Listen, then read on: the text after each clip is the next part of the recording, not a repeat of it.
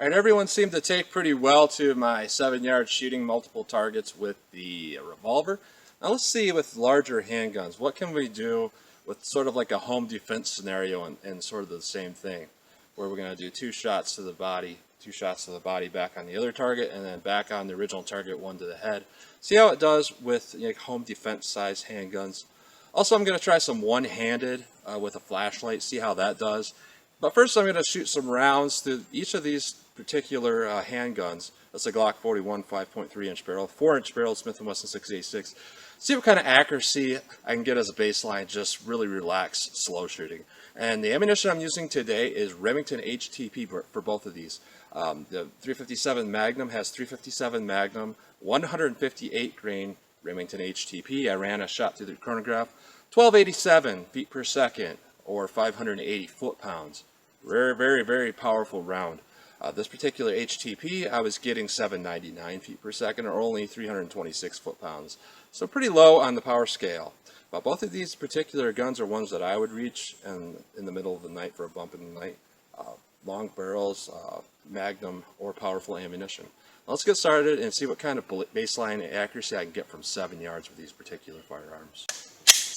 All right, 45 ACP, 230 grain HTP rounds. I'm just going to fire slow, try to hit center mass, kind of get an idea, baseline of how these rounds grip for me.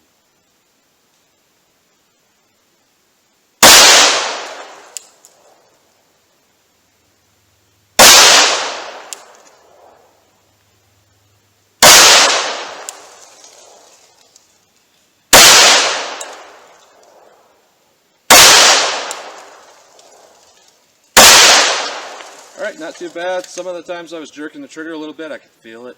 But now let's try the revolver and see how that does in double action. And here's the revolver. We got full house loads in this thing. 158 grain Magnums. See what we get.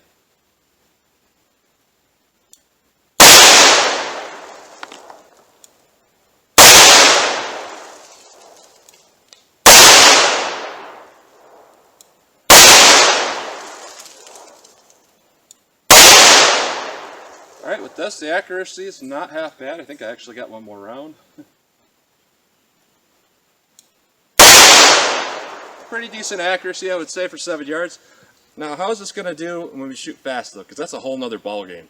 We don't have time to look at the sights. We don't have time for all of that to go on. We have to pull it out, and with a lot of muscle memory and just basic front sight picture, try to land some shots in self-defense. Now, let's try to do that with the revolver and with the 45 Auto Glock. Got the 45 with some 230 grain. I'm going to do 2 shots on one target, 2 shots on the other, go back to the original target, do a headshot. And even though this gun didn't group as well as the revolver, I think it's a whole nother ball game when we're actually using it for quick shooting and self-defense. So let's see what I can do with this particular handgun.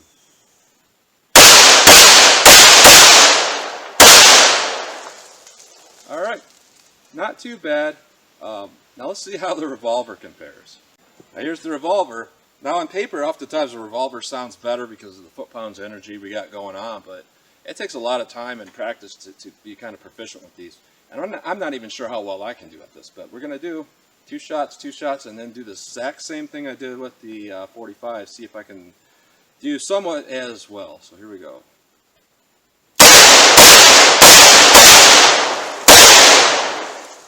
And it looks like my headshot is a little bit to the right, and that is all on me. But I would say overall, just as good except for that headshot. Alright, now I'm going to do 2 shots to the body, 1 to the head on each target at a separate time. So 1, 2, 1, 1, 2, 1. And see how this does at a distance of 7 yards from me. And then we'll try it with the revolver.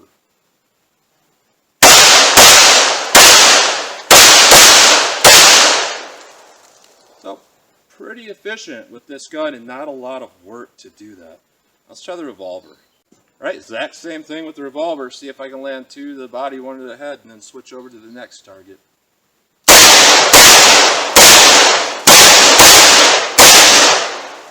And yeah, it looks like I got him. So I would say overall, pretty similar. Now we're going to try the hardest thing of all, and that's going to be one-handed shooting with a flashlight. I know a lot of people, and I'm one included, I don't go around modifying my firearms. My goal is to be kind of proficient with all the firearms I have, rather than try to modify them to be easier shooting or add lights to them. Now let's see how they do one-handed. Alright, got my trusty flashlight. This is going to be the most difficult of all because this is not something I practice very often.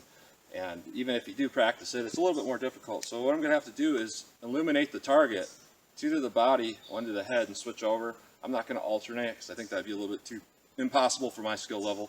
But I'll try to do 2 to the body, 1 to the head, and then switch to the other one and see how that does. So here we go.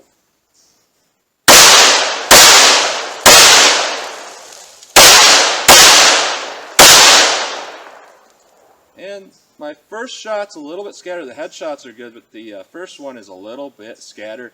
And that particular target that I'm shooting the light at right now is it's a little bit to my right at an angle.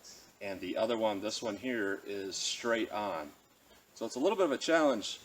And while my largest distance in my house is only about 5 yards, moving around, if these assailants were moving around, would be a little bit more difficult. So 7 yards is still, you know, it's a little bit going easy on myself. Now let's try the revolver and see how that does. And now we got the 357 revolver, and I'll admit this is a little bit outside of my comfort zone, even though I really like revolvers and they do shoot real well. It's kind of difficult to do stuff like this one-handed with a Magnum revolver, so we'll try it anyway.